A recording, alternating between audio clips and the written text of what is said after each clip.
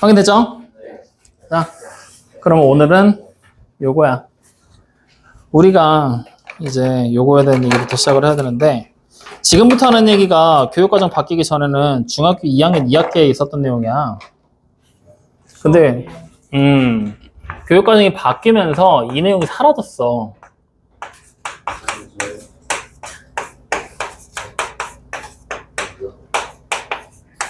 이거거든. 2학년 2학기 때 여러분들 이등변 삼각형이랑 막 삼각형의 내외심 배우고 막 했었잖아.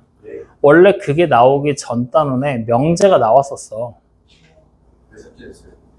왜 삭제됐냐고? 고등학교 때 명제 또 배울 거니까.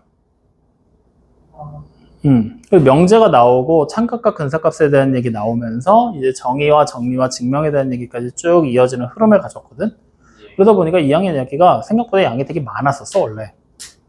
근데 그 내용을 단순화시키고 잘라낼 거 잘라내고서 지금 현재는 고등학교 과정으로 나왔는데, 사실 이 내용이 별거 없는 내용이거든. 난 참값과 근사값이랑 명제에 대한 내용이 2학년 2학기 삭제된 거는 오케이, 좋아. 근데 얘는 좀 남겨서 조금 더 디테일하게 파고들었으면 좋았을 뻔했다라는 생각이 들거든. 근데 2학년 2학기 아직도 정의, 정리, 증명이라는 단어가 문제집에서 나와. 근데 실제로 다루지는 않고 넘어가. 너네 책에도 원래 다 있었어. 정의, 정리, 증명이라는 내용이 문제집들에서 나오는데 너네 책에 있거든. 근데 교과서에서 선생님들이 그렇게 크게 중요하게 여기지 않고 넘어가실 거야. 근데 우리는 이제는 정확한 뜻을 알고 이게 도대체 뭔지를 써먹을 수 있어야 된다라는 내용이야. 자, 그러면 기본적으로 용어들에 대한 뜻만 기억하고 넘어가면 돼. 이걸 가지고 뭘 할 수 있을까는 생각하지 마. 그건 나중에 대학 가서 전공해. 알겠죠? 기본적으로 정의라고 부르는 거는 말 그대로 이름이야, 이름. 이름. 즉, 다시 말하면 하나의 약속이야. 이렇게 생각하면 돼. 어디서 약속을 했냐? 유클리드 기하학이라는 책에서 대부분 다 약속을 해놨어. 예를 들어봐, 삼각형. 이름이 삼각형이지. 그럼 우리가 그냥 직관적으로 해석하면은 3, 숫자 3, 각, 형, 도형. 세 개의 각을 가진 도형. 이렇게 해석할 수 있잖아. 근데 그렇게 해석을 안 하고 세 변으로 둘러싸인 평면 도형이라고 부르자고 그냥 약속을 한 거야. 그러니까 매칭이 안 되는 애들이 조금 있다라는 얘기야. 그 매칭이 안 되는 가장 대표적인 예가 여러분들이 배웠었던 등변 사다리꼴. 등변 사다리꼴 하면은 같을 등자에 변을 쓰니까 변의 길이가 같은 사다리꼴, 뭐 이런 식으로 해석이 되겠지. 근데 실제 등변 사다리꼴의 정의는 두 밑각의 크기가 같은 사다리꼴이야. 이런 식으로 정의는 약간 나타내는 이름과 조금 동떨어진 형태를 많이 가지고 있어. 하지만 어쩌겠어. 그게 사람 이름이라는데. 그걸 보고 사람 이름인데. 만약에 쟤를 보고, 야, 너는 김한이라는 이름이 별로 잘 안 어울리는데? 왜 너는 김한이라고 이름 붙였을까? 라고 의문을 가지는 사람은 아무도 없잖아. 그러니까 그냥 그러려니 하고 넘어가는 것 뿐이야. 이게 바로 정의야. 알겠죠? 그래서 이 정의는 생각보다 중요해. 왜냐? 정의를 모르면 어디 가서 무식한 놈 소리를 듣거든. 그래서 얘를 보면서 저 새끼 못생긴 놈 걔 있잖아 하면은 어때? 뭐야 저 새끼 뭐 이럴 거 아니야. 떠오르는 사람이 한둘이냐 지금 여기? 그러니까 정확한 이름을 알고 있어야 그 사람에 대한 이미지가 연상이 되고, 그 이름을 정확하게 알고 있어야 그 도형에 대해서 실제적으로 파악하고 용어에 대해서 실제적으로 파악하는 게 가능하기 때문에 정의는 비록 조금 동떨어져 있긴 하지만 정확하게 외워줘라. 알겠죠? 자, 그리고 나면 이제 두 번째 뭐가 나오게 되느냐? 정리라는 얘기가 나와. 정리. 정리는 말 그대로 뭐냐? 공식이야. 그냥 쉽게 생각하면. 공식. 즉, 다시 말하면 우리는 피타고라스의 정리라고 불렀잖아. 그게 뭐였어? 직각삼각형에서 밑변과 높이를 제곱해서 더하면 빗변의 길이의 제곱과 똑같습니다. 라고 얘기를 하지. 근데 그걸 하나의 정의라고 부르지는 않잖아. 말 그대로 피타고라스의 정리잖아. 그리고 우리가 앞에서 배웠었던 원의 방정식이랑 이런 데서, 원의 방정식 전에 뭐 배웠었어? 파푸스의 중선 정리, 이런 식으로 정리라는 이름을 붙여서 많이 불렀었잖아. 정리는 말 그대로 공식이라고 생각하면 돼. 다시 말하면 이 정리가 왜 나왔는지 우리는 굳이 알 필요가 있어? 없어. 그냥 외워서 문제 푸는데 써먹는 거다라고 생각하면 되는 거야. 알겠습니까? 그러면 이제 나오게 되는 세 번째 뭐가 등장하게 되느냐? 증명이 나오거든. 증명. 이 증명이 뭐냐면 정리라고 부르는 거 있지. 정리가 참임을 보이는 과정이야. 즉 다시 말하면 여러분들한테 항상 얘기하잖아. 공식이 나왔어. 외워라고 얘기하면은 여기 몇몇 인간들이 있잖아. 왜요? 이거 왜 나온 거예요? 라고 물어볼 때 선생님 항상 뭐 그러면 봐 하면서 막 써주잖아. 쓰면서 이제 막 야 이게 이렇게 되잖아. 이게 이렇게 되니까 이게 이렇게 되는 거야. 우 막 이러고 넘어가잖아. 맞아 아니야? 그 과정 자체가 바로 증명이라는 얘기야. 확인됩니까? 그랬을 때 이 증명에 대해서 내가 2학년 2학기에서 이 내용을 좀 디테일하게 다루고 가면 좋다고 그랬잖아. 안 다루고 간다고. 그게 바로 이 증명에 대한 내용을 좀 다루고 갔으면 좋겠다라고 생각을 했던 거야. 뭐냐면 우리가 일반적으로 증명이라고 하면 크게 4가지 방법으로 증명을 해. 첫 번째, 직접 증명법.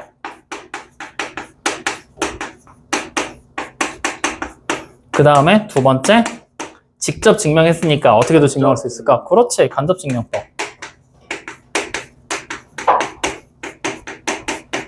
그 다음 세 번째, 뭐가 될 거냐? 이름도 생소한 규류법.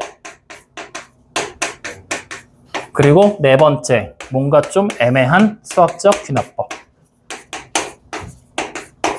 이렇게 총 4가지 방법을 통해서 우리는 증명을 한다라는 거야. 확인됩니까? 그럼 여러분들이 지금까지 해왔던 모든 증명들은 다 직접 증명법이라고 생각하면 돼. 다 직접 증명법이야. 확인됩니까? 그러면 직접 증명법, 우리가 지금까지 해왔던 증명을 생각해봐. 하나의 공식이 딱 나왔어. 그랬을 때 뭐 했어? 그 도형을 막 뜯고 뭔가 막 계산을 하고 막 식을 막 바꿔가면서 써서 결국에 그 공식이 딱 만들어지게 만들어버리지. 이게 직접 증명법이야. 확인돼요? 그러니까 좀 더 쉬운 예를 들자면 널리 준비했어. 못생긴 이유를 직접적으로 탁탁탁탁탁 들어서 너 못생겼어 라고 얘기하는 게 직접 증명법이라는 거야. 확인돼요? 그러면 반대로 생각을 하면 이제 간접 증명법은 뭐겠어? 간접 증명법은 쉽게 얘기를 하면 너 잘생기지 않았다는 이유를 탁탁탁탁탁 드는 거야. 그럼 어떻게 돼? 그렇지. 니네가 생각하는 돌려까기를 하다 보면 결국엔 뭐야? 까는 거잖아. 맞지? 그러니까 못생기지 않은 이유를 막 들어. 잘생기지 않은 이유를 막 들어. 그러다 보면 결국 얘는 어떻게 돼? 못생겨지게 되는 거지. 다시 말하면 이게 어떻게 되는 거냐면 원래 못생겼다는 명제가 있을 거 아니야. 잘생기지 않았어. 부정을 한 거잖아. 맞죠? 부정으로 해서 그게 성립됨을 보였어. 그럼 부정으로 우리가 명제를 만들면 대우명제가 만들어지겠지. 그 대우명제가 만들어졌을 때 대우명제가 참이면 원래 명제도 참이지. 그 내용을 따라가는 거야. 그래서 간접 증명법을 다른 말로 얘기를 하면 우리 책에 나와 있는 대우를 이용한 증명이야. 이렇게 이해하면 쉬워.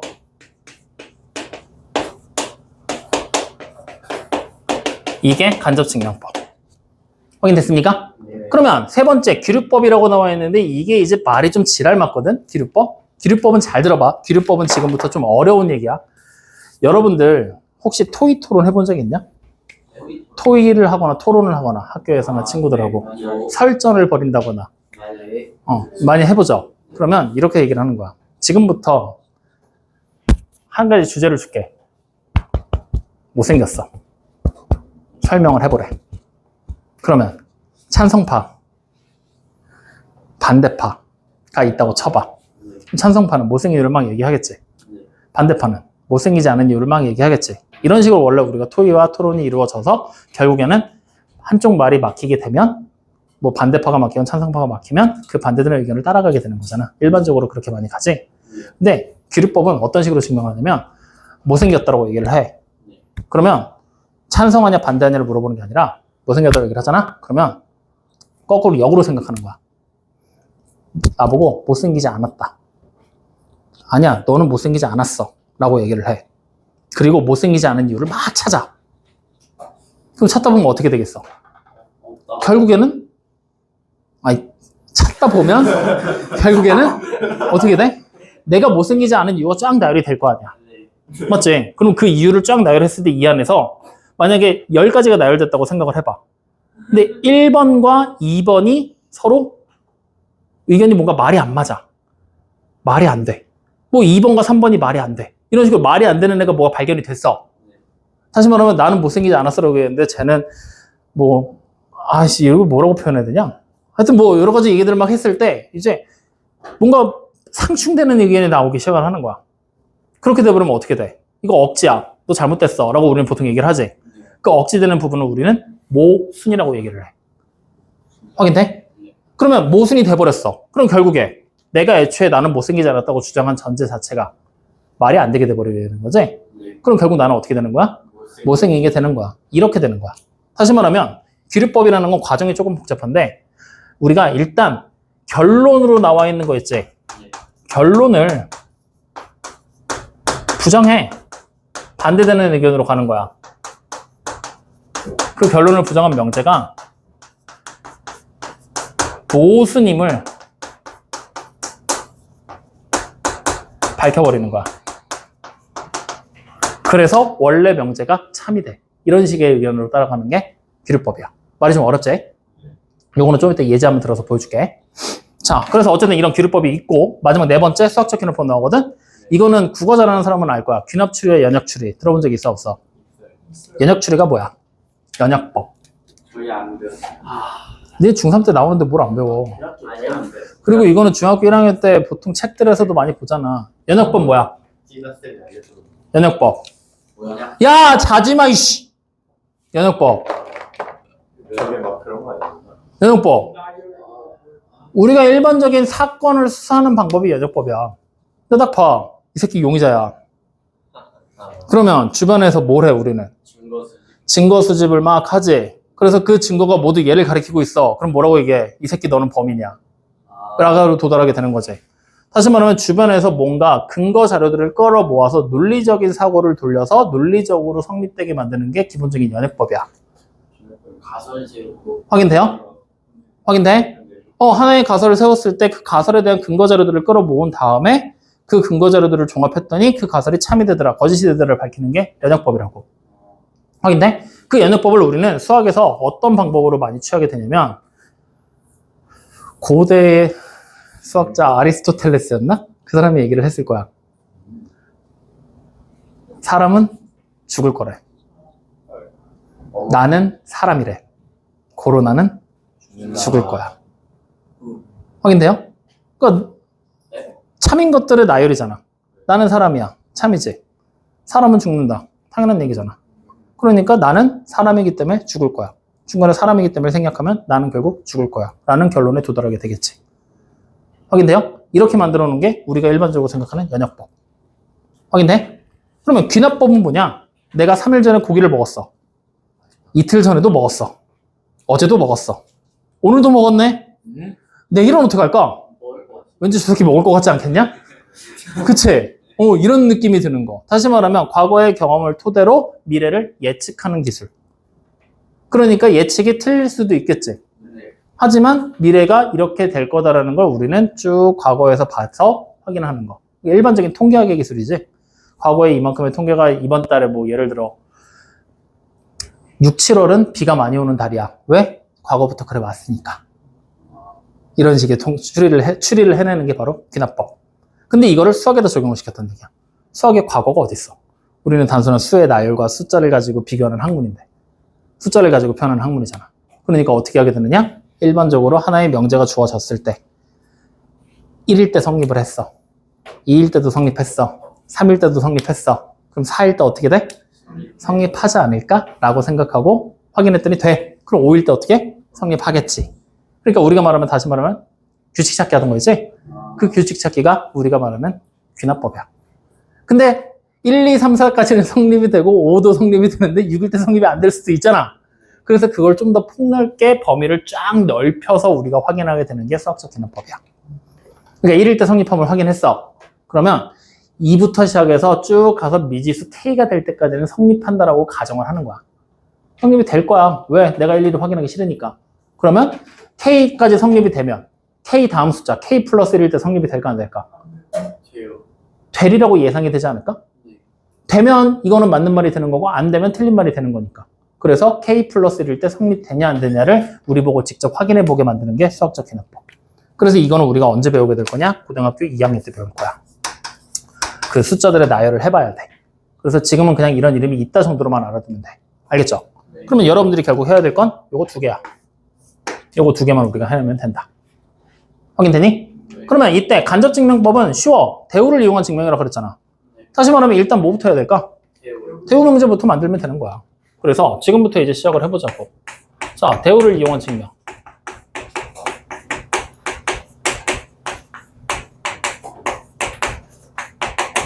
대우를 이용한 증명.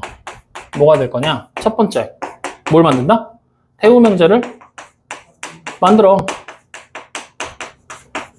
그 다음에 두 번째, 뭐 하면 돼? 만들어진 대우 명제의 집합 사이에, 진리 집합 사이에 포함 관계를 따지면 되지? 그래서 대우 명제가 만약에 참이야. 그러면 우리는 뭐라고 하면 돼? 원래 명제도 참이다라고 생각하면 되겠지. 그러면 만약에 대우 명제가 거짓이면 원래 명제도 뭐다? 거짓이다. 이렇게 그냥 판단을 내리는 게 대우를 이용한 증명이야. 이게 끝이야. 별거 없어. 그럼 대우를 이용한 증명을 우리가 어떤 때 쓰면 편할까? 예를 들어서 이럴 때 쓰면 편하다는 거야. 자, 잘 봐. x가 0이 아니면 x-4는 0이 아니다. 이거 증명하래. 그러면 결국 우리는 뭐 해야 돼? 여기 진리집합을 만들면 진리집합이 무한집합이 돼버리지. 예. 그러면 진리집합이 무한집합이면 그 원소들 다 일일이 하나씩 확인하는 직접 증명법이 가능할까 불가능할까? 불가능하겠지. 이럴 때 대우를 이용한 증명을 쓰는 거야. 그럼 대우 명제 만들어봐. 어떻게 만들어져? x-4가 0이면 x는 0이다. 이렇게 만들어버리면 증명하기 너무 쉽지 않냐? 첫 번째 거 진리집합 가정 만드니까 P가 뭐야? 4를 원소로 가지겠지. Q 결론 만드니까 뭐야? 0을 원소로 가지잖아. 포함이 안 되는 게 눈에 보이잖아. 그럼 대우가 거짓이잖아. 그럼 원래 명제도 뭐다? 거짓이다라고 확인해버려. 확인돼요? 이게 대우를 이용한 증명이야. 어려워? 쉬워? 간단하지? 그러니까 이걸 어떤 상황에 대우를 이용한 증명을 쓸 건지를 우리가 판단을 내려야 되거든? 근데 여러분들은 그런 판단을 내릴 필요가 없어. 왜? 문제에서 대우를 이용한 증명이라고 줄 거야. 그만큼 내용이 쉬워졌어. 그러니까 대우를 이용한 증명을 어떻게 하는지만 알면 되는 거야. 여기까지 이해돼야 안 돼요? 참, 좋아. 그러면 대우를 이용한 증명은 여기서 끝. 그러면 바로 세 번째, 뭘로 갈 거냐? 귀류법이 아닌 3단노법으로 갈 거야. 원래 이거 먼저 해야 되는데 깜빡했어. 자, 3단노법. 3단노법은 엄밀히 따지면 연역 추리하는 종류라 그랬지? 직접 증명법이라고 생각하면 돼. 근거 자료들 모아서 실제 명제가 맞는지 안 맞는지를 바로 밝혀버릴 거니까. 확인돼요? 그러면 3단노법은 어떤 식으로 이루어지냐면 말 그대로 말이 좋아 3단이지 실제로는 4단, 5단이 될 수도 있어. 즉 하나의 명제가 P이면 Q이다라는 명제가 있어. 참이야. 그리고 다시 Q이면 R이라는 명제가 있어. 또 참이야. 그러면 지금 현재 우리는 P이면 Q가 되겠지. 그리고 Q이면 다시 뭐야? R이 되겠지. 이때 중간과정을 통째로 생략해버리는 거야. 그러면 결국 뭐가 만들어져? P이면 R이다라는 새로운 명제가 하나 만들어지지? 이렇게 만들어가는 과정이 3단노법이야. 그러면 이 중간에 여기가 명제가 3개니까 3단이거든? 4개로 늘어나면 몇 단노법이 돼? 4단노법. 5개면 5단노법이지만 그냥 3단노법으로 퉁쳐서 부르는 거야. 확인돼요? 그러면 이걸 가지고 우리가 확인하려면 이제 문제가 조금 복잡해지면 3단노법은 이런 식의 형태를 취하게 될 거야. P이면 Q이다가 성립했지? 자, 그 다음에 다시 나 Q이면 R이다라는 명제가 성립을 해. 확인돼요? 그리고 R이면 다시 P이다라는 명제가 성립을 해. 이때 요 3가지 명제를 가지고 우리는 지금부터 새로운 명제를 수단으로 만들어 보겠다는 거야. 확인돼요? 그러면 3단노법은 결국에 시간의 흐름이야. 어디서부터 시작해서 어디까지 흘러갈 거냐를 얘기하고 있는 거라고. 이 명제들을 순서대로 쭉 나열만 해놓으면 되는 거야. 확인돼요? 안 돼요? 자, 그러면 요거 명제를 바꿔볼까? 이렇게 해보자. 그러면 일단 P이면 Q지, R이면 P지. 우리는 처음에 뭘부터 쓰면 돼? R일 때 P가 되고 P면 Q가 된다는 걸 만들어낼 수가 있겠지. 확인돼요? 안 돼요? 그 다음에 나 Q면 R이잖아. 그럼 나 Q가 1로 들어오면 되는 거 아니야? 이렇게? 확인돼요? 안 돼요? 그럼 여기 안에서 우리는 뭐 하면 돼? 중간 거를 여길 다 생략해서 나 Q면 Q다라는 명제를 만들어도 되는 거지. 아니면 여기만 생략해서 R이면 Q다라는 명제를 만들어도 되는 거지. 이런 식으로 새로운 명제를 만들어낼 수가 있다는 얘기야. 확인돼요? 안 돼요? 그리고 더불어 만약에 이런 명제가 만들어졌어. 이렇게 돼버리면 나 Q면 뭐가 되는 거야? 나달이라는 대우 명제도 성립이 되겠지. 이런 식으로도 확인할 수 있다는 얘기야. 이해됩니까? 안 됩니까? 이런 식으로 계속 바꿔가면서 우리가 확인을 할 거기 때문에 이제 이런 것들을 여러분들이 대우 명제까지 고려해 가면서 명제들을 새롭게 만들어 보고 그 사이에서 어떻게 논리적으로 성립이 될 거냐 이것만 밝히면 되는 거야. 어려운 거 있어? 생각보다 좀 지지부진하게 이제 좀 시간이 좀 끌리는 문제는 맞아. 근데 어쩌겠어. 해야지. 자, 그래서 이 내용을 그냥 간단하게 한번 풀어보자. 211쪽 와. 3단원법은. 딱히 할 얘기가 더 없어. 자, 211쪽에 필수 문제 12번 보면서 3단원법 확인하고 비례법으로 넘어갈게요. 자, 필수 문제 12번을 지금은 PQR에 대해서 뭐라고 돼 있냐면 P면 Q이다라는 명제가 참이라고 나왔죠. 그리고 다시 R이면 나Q다라는 명제가 참이라고 나왔죠. 자, 이 그 두 개가 참일 때 보기에서 항상 참인 거, 즉 새롭게 만들어지는 참인 명제를 고르라는 얘기야. 그럼 얘네들을 가지고 연결을 시켜봐야 된다는 얘기지? 이 상태로 지금 연결이 돼야 안 돼? 그럼 뭐 해야 돼? 그래, 얘를 대우로 만들어. 그럼 뭐가 돼? Q이면 나달이다. 그럼 이제 연결될 수 있는 요소가 나왔지? 어떻게 만들면 돼? P일 때 Q가 되고 다시 Q일 때 나달이 되는구나. 그럼 난 중간 거를 생략을 싹 해서 P이면 뭐가 돼? 나달이 됩니다라는 새로운 명제를 만들어낼 수가 있겠지? 그러면 자, 일단 보자고. 골라봐. P이면 나달이다. 있어, 없어? P이면 나달이다. 없지? 그러면 이럴 때는 얘가 만들어졌지만 복이 없으니까 못 고르잖아. 그럼 얘 뭘 찾아보면 돼? 대우 명제를 찾아보는 거야. 그럼 뭐가 돼? R이면 나피다. 확인돼요? 안 돼요? 되죠? 그럼 얘 되는 거야. 얘 되니 안 되니? 자, 그러면 대우 명제 만든 김에 원래 있던 참인 명제 대우도 만들 수 있어, 없어? 얘는 이미 만들어 놨고, 맞지? 얘 만들면 뭐가 돼? 나큐면 나피다.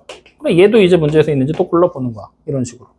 이렇게 해서 하나씩 하나씩 다 만들면서 직접 여러분들이 골라서 찾아봐야 돼. 알겠어요? 모르겠어요? 자, 그러면 남은 거 찾아봐. 뭐 있어? 기억돼? 안 돼? 기억이 된다고? 나피면 나큐다? 기억 안 되죠? 니은은요? 되고요. 디귿은요? Q면 R이다? Q와 R이 연결될 수 있는 요소는 없잖아. 나 Q면 모를까? 그 다음에 리을은요? 나달이면 Q다? Q면 나달이 되는 거지? 안 돼. 그럼 미음은요? R이면 나피지 나달이면 나피가 아니잖아. 그러니까 미음도 틀려. 마지막 비읍은 되죠. 그럼 정답 뭐야? 니은하고 비읍. 그래, 이렇게 그냥 찾는 거야. 이 얘기가 이제 조금 더 복잡하게 이제 등장을 할 거라는 거지. 해봐. 확인됐습니까? 자, 그럼 마지막 규류법에 대한 얘기 합시다. 자, 네 번째 규류법.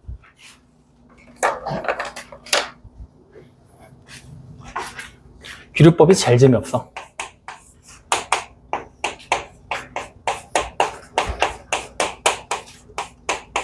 자, 규류법. 규류법에 대한 구체적인 방법은 아까 전에도 잠깐 써놨듯이 이렇게 하는 거야.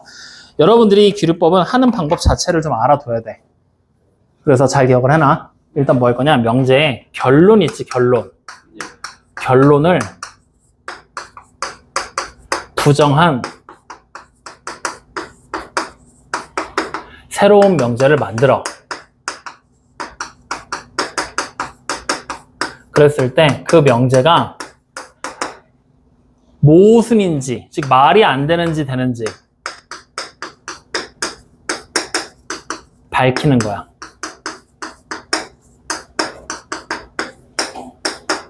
그러니까 이걸 이렇게 말로 써놓으면 조금 헷갈리거든? 순서대로 그려줄게. 하나의 명제가 있어. 그럼 그 명제를 어떻게 할 거야? 부정해.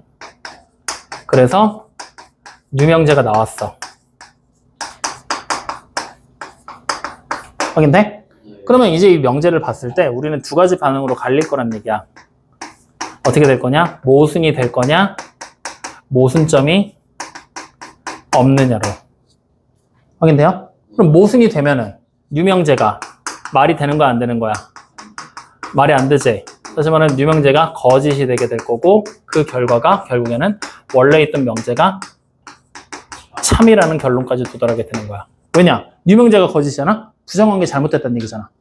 그러니까 다시 말하면 나는 못생겼어. 하나의 명제가 있었어. 나는 잘생겼다라고 부정을 했잖아. 못생기지 않았다라고 부정을 했잖아. 근데 그게 모순이야. 모순이야. 그러면 나는 결국에 잘생기지 않은 게 아니잖아. 못생기지 않은 게, 말이 헷갈린다. 못생기지 않은 게 아니잖아.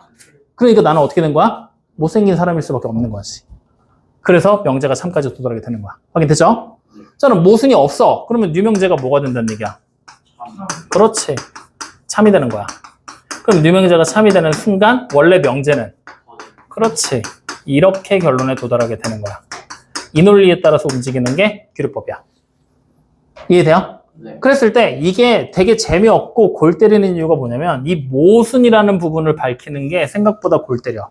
왜 골 때리냐면 야 우리가 지금까지 명제 증명할 때 참이냐 거짓이냐를 물어봤잖아. 성립이 되냐 안 되냐를 물어봤지. 근데 모순이라는 거는 애초에 판을 깨버리라는 얘기야. 참거짓을 따지는 얘기가 아니란 말이야. 참거짓을 따지는 얘기 아니야. 그러니까 이렇게 되는 거지. 예를 들면 저 봐라 이 새끼 또 고개 살짝 떨어졌다 올라오고 나는 못생겼다는 명제를 증명하고 싶어. 그럼 나는 못생기지 않았다라고 부정을 시켰지. 그러면서 이제 모순임을 밝히라 그랬잖아. 그러면 아까 전에 예를 들 때는 못생기지 않은 이유를 쭉 나열했는데 그게 문제가 없어라고 얘기를 했었잖아. 근데 그게 아니라 못생기지 않은 이유를 쭉 나열했다? 그랬더니 갑자기 그 이유 중에 하나가 내가 못생긴 거랑 아무 연관관계가 없는 거야. 혹은 못생기지 않았다라는 사실 자체랑 아무 상관관계가 없는 혹은 못생기지 않았다라는 사실 자체가 말이 안 되게 만들어버리는 이유가 나와버리는 거야. 그러면 애초에 이런 명제를 판단할 수 있는 판이 깨져버리게 되는 거지. 그러니까 예를 들면 이런 거지. 한국 사람들 관점에서 나는 못생기지 않았다라고 생각을 했는데 야 외국인들이 와서 보니까 너 졸라 못생겼대. 이러버리면 어때? 애초에 판이 깨져버리는 거잖아. 전제를 안 했으니까 우리가. 확인돼요? 이런 식의 얘기들이 돼버리게 되면 애초에 판이 깨지니까 그러면 그걸 바로 모순이라고 해. 그러면 이 판을 깨는 게 결국 뭐냐? 기본적인 정의를 가지고 판을 깬단 말이야. 정의가 잘못돼. 정의에 부합하지 않는다라고. 애초에 약속에서 벗어났어라고. 그래버리니까 이제 골치가 아픈 거지. 그러니까 정의를 모르면 규律법 자체가 성립이 안 된다는 거야. 벌써부터 머리가 아파지기 시작하지? 그래서 여러분들이 보통 교과서 그리고 프린트들 여러 가지 시험 문제로 접하게 되는 것들은 문제가 정해져 있어. 규律법 자체가. 그래서 그 정해져 있는 예들을 보면서 우리는 한번 따라가 보면 되는 거야. 자, 어떤 문제로 정해져 있냐면 이런 얘기가 되어 있는 거야. 자, 쉽게 얘기를 하면 정해져 있는 그 예제 중에 가장 대표적인 게 이거야. 루트 2는 무리수다. 이렇게 생긴 하나의 명제가 있는데 이 명제를 지금부터 우리는 뭐 할 거냐? 규律법을 이용해서 참인지 거짓인지를 판단 내리겠다는 얘기야. 상황에 따라서 루트 2가 아니라 루트 3이 될 수도 있어. 루트 5가 될 수도 있어.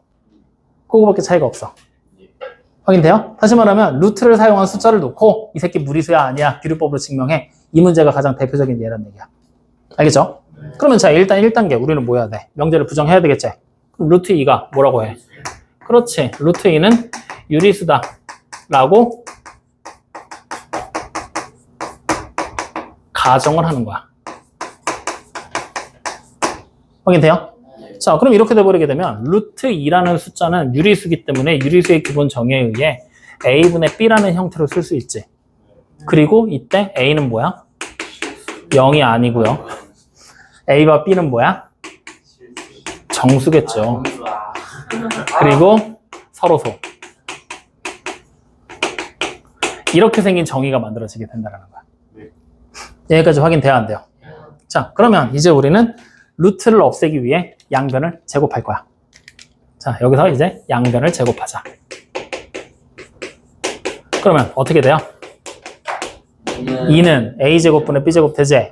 그럼 동시에 a제곱을 넘길 거야. 그러면 어떻게 돼? 2a의 제곱이 b제곱이 되는 거지? 다시 말하면 b제곱이라는 애는 2에다가 뭔가를 곱한 거지? 그러면 우리는 b의 제곱이 무슨 숫자가 되는 거야? 2의 배수가 된다는 얘기야. 그러면 결국 b도 뭐가 되는 거야? 2의 배수가 되겠지. 확인돼요? 그래서 우리는 지금부터 b라는 숫자를 뭘로 쓸 거냐? 2k로 적는 게 가능합니다. 확인됐어요? 네. 자, 그러면 이제 우리는 다시 아까 전에 봤었던 숫자에서 여기 지금 보는 거야. 여기 식에다가 이제 우리는 b에다가 2k를 대입합니다. 확인돼요? 대입하면 어떻게 돼요? 2a의 제곱이 4k의 제곱이 되지. 그러면 결국 a의 제곱이 뭐가 돼? 2k의 제곱이 되고. 그러면 우리는 a의 제곱이 무슨 숫자라는 걸 알아? 2의 배수가 되는 걸 알죠? 2가 곱해졌으니까. 그러면 다시 a는 뭐가 돼? 2의 배수가 되겠죠. 맞습니까? 여기까지 확인돼야 안 돼요? 정수니까. 그러면 이제 우리는 A를 뭐라고 쓸 수 있냐? 2M이라고 쓸 수가 있겠죠. 확인돼? 그러면 이제 우리는 루트 2라는 숫자가 뭐라고 쓸 수 있는 거야? A분의 B였잖아. 얘를 이제 우리는 다시 2M분의 2K가 되는 거지? 이렇게 돼버리게 되면 약분이 돼버리지. 즉 다시 말하면 이렇게 써버리게 되면 A와 B가 서로소라는 가정에 뭐가 돼요? 모순이 돼서 판이 깨진다는 얘기야. 이렇게 되는 거야. 이걸 밝혀야 되니까 지랄 맞은 거야. 저거를 제대로 안 외웠으면 못 푸는 말이죠. 맞아. 그래서 기류법이 지랄 맞다고 했잖아. 서로소라는 가정이 모순이 된 거야. 그러니까 이 명제, 유리수라고 우리가 가정한 명제는 참이야 거짓이야? 거짓. 그러니까 부정한 게 거짓이니까 원래 게 맞구나 라고 생각이 되게 되는 거야. 이렇게 넘어오는 거야. 그러면 만약에 여기가 루트 2가 아니라 루트 3이었다고 생각해봐. 어디가 바뀔까? 여기가 바뀌겠지. 여기가 바뀌겠지. 3의 배수로. 3의 배수로 3K로. 마찬가지겠지? 이게 만약에 루트 5였으면 5의 배수로 바뀌었겠지? 그런 얘기밖에 차이가 없는 거야. 확인됩니까? 그래서 이 내용이 여러분들 책에도 나올 거야. 딱 요걸로 아마 증명을 하지 않을까 싶어. 어디 보면 되냐면 221쪽 여기는 이걸로 나왔네? 220쪽에도 있니? 없잖아. 220쪽에 이렇게 나와 있구나. 예제로? 220쪽에는 예제를 보셔도 돼. 어쨌든 여기도 있고 그 다음에 하나가 더 있어. 뒤로 가면은 또 잘 나오는 문제가 226쪽 필수 유형 21번 요런 거 요렇게도 문제로 나와. 그래서 요런 것도 이제 또 하나의 예제가 될 수 있어. 그래서 어쨌든 기류법 요렇게 예 하나 들어봤는데 생각보다 좀 까다롭다라는 거 우리 확인했지? 복잡해. 그러니까 결국에는 애초에 우리가 처음에 가정을 하고 정의를 이용해서 정의는 약속이잖아. 반드시 지켜져야 되는 거지? 근데 그 약속을 지키지 못하면 애초에 판이 깨져버리는 거야. 협상 마련이 안 되는 거니까. 그래서 약속을 지키지 못하게끔 만드는 게 바로 모순을 밝히는 과정이라고 생각하면 되는 거야. 알겠어요? 자, 그래서 요 내용을 가지고 하나 더 풀어보자. 필수 문제 21번. 요거 하나 더 해보고 오늘 마치도록 하자. 자, 필수 문제 21번 문제 보세요. 문제 빨리 읽어봐. 뭐라고 되어 있는지.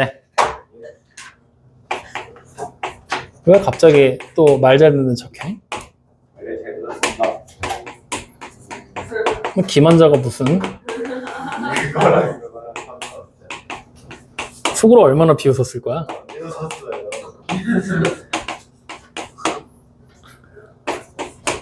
권택신 어떻게 생각해? 말해도 좋을 게 없습니다. 왜 좋을 게 없어? 자랑을 헤어지지 않게 조언을 해줄 수도 있잖아. 근데 그래도 제가 찾을 것 같아요. 그러니까 네가 차야지. 네가 왜 차이냐고. 차인 거야. 나오사는 게. 무슨 소리야?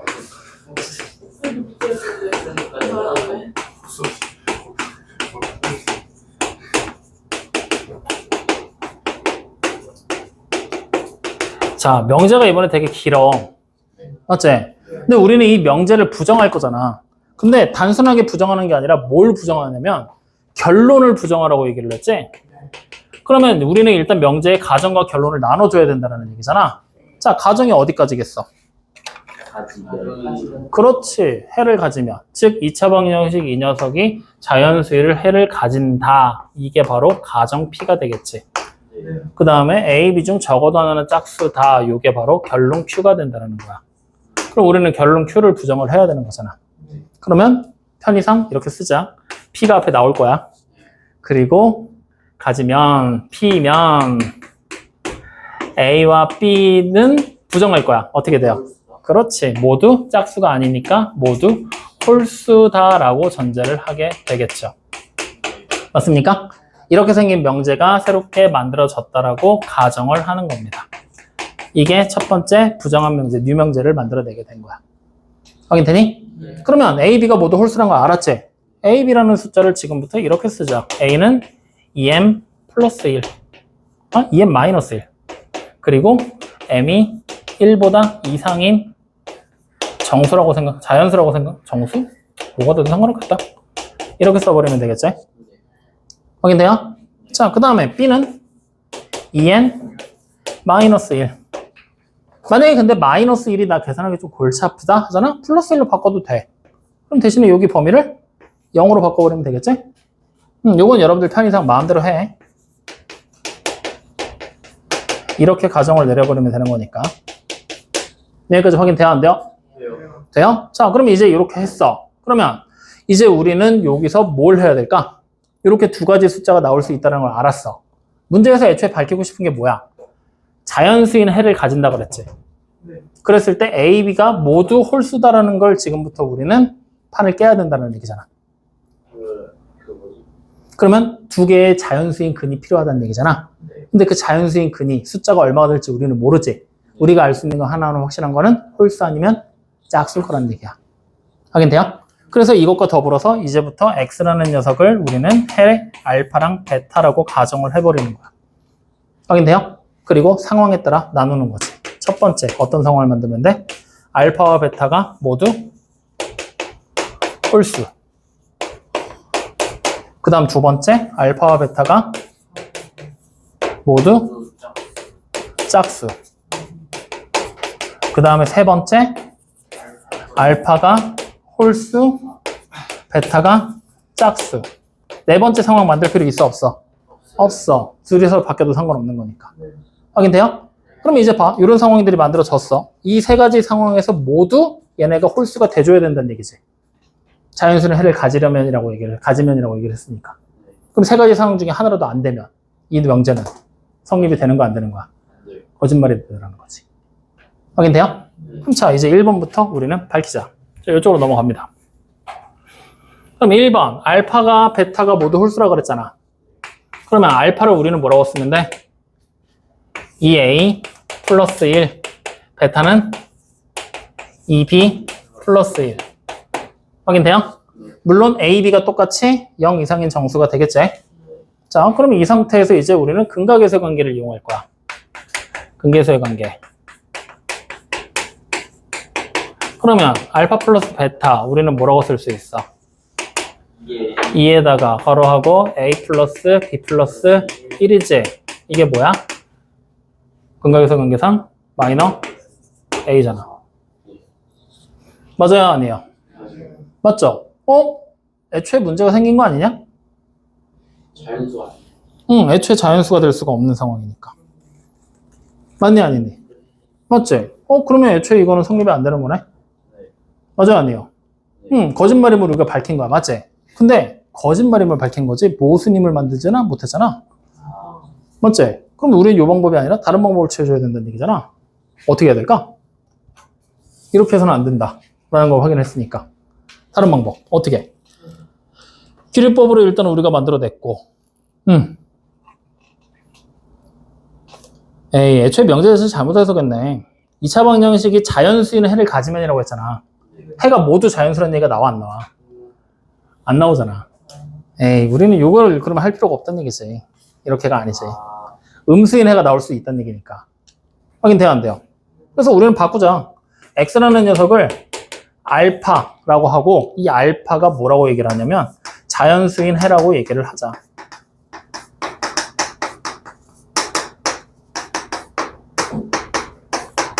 이게 자연수인 해라면 이라고 생각을 하는 거야. 확인돼요?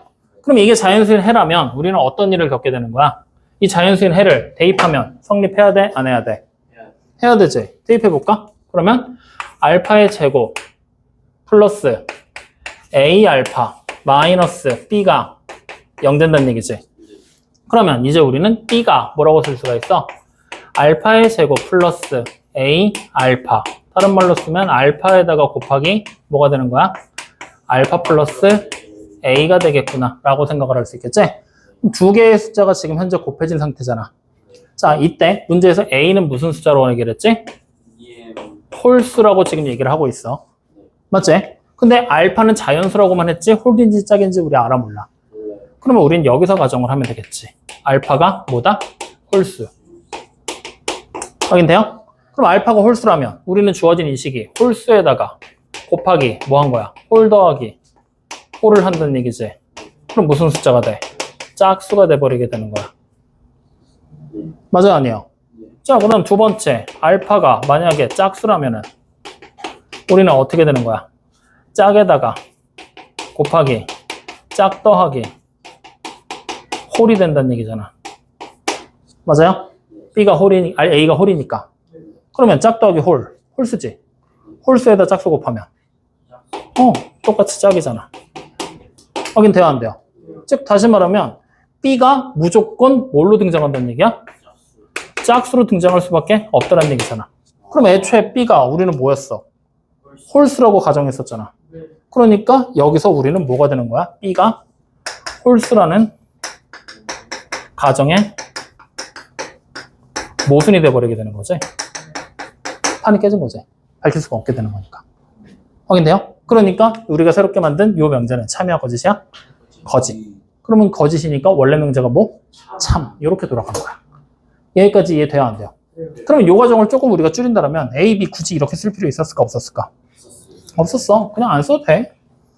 난 이걸 가지고 식으로 좀 더 풀어보려고 했었는데 굳이 그럴 필요가 없었어. 이렇게 놓고 가정해 놓고 홀짝으로만 구분하면 되는 거였으니까. 여기까지 이해돼요? 안 돼요? 이렇게 해서 밝혀내게 되는 거야. 뭔 말인지 알겠어요? 모르겠어요? 이해됩니까? 네, 이렇게 증명하는 게 기류법.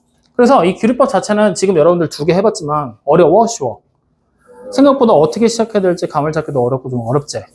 그래서 요거는 그냥 이런 방법이 있어 정도로만 기억해. 교육과정에서 그만큼 비중이 많이 축소가 돼서 니네가 문제로 접하게 되는 게 고등학교 1학년 때 문제로 접하게 되는 게 2가지 방향에서 접하거든? 첫 번째는 서술형 문제. 쓰라고 시켜. 근데 쓰라고 시킬 때는 교과서에 나오는 아까 루트 나왔던 거 있지? 쓰라고 시키면 거의 99% 그 문제야. 학교 선생님이 따로 프린트로 주고 쓰는 거를 가르쳐주지 않는 이상은 99%는 그 문제가 나와. 그게 아니면 프린트 나눠주고 수행평가. 수학수행평가 과제로. 나눠주고 야 이거 증명해봐. 알려줬지? 그러면 똑같잖아. 서술형 쓰라고 하는 거랑. 거기서 접하게 되는 경우가 가장 대표적. 그리고 시험 문제가 졸라 어렵다 하면은 가끔 가다가 왜 문장 증명하는 과정을 쭉 주고 빵 붙는 문제 있지? 가나다라마. 그 문제로 가끔 나오긴 하는데 그거는 정말로 극히 드문. 거의 안 나온다고 보면 돼. 그러니까 그냥 학교 선생님이 얘기해 주시는 거 그거 증명하는 거 외워서 그냥 시험 보면 되는 거야. 기류법은 그렇게 가면 돼. 그러니까 비중이 그렇게 높지 않으니까 하는 방법 자체, 원리 자체만 알아도 원리 자체만 기억하고 있으면 된다. 알겠죠? 대신에 그 남는 시간을 전부 다 대우를 이용한 명제로 넘겨야 돼. 거기는 문제가 기상천외하고 새로운 문제가 매번 나오고 부등식 이용하고 막 난리도 아니야. 앞에서 우리 봤었던 명제가 막 참이 되게 만드는 그런 거 만들었었잖아.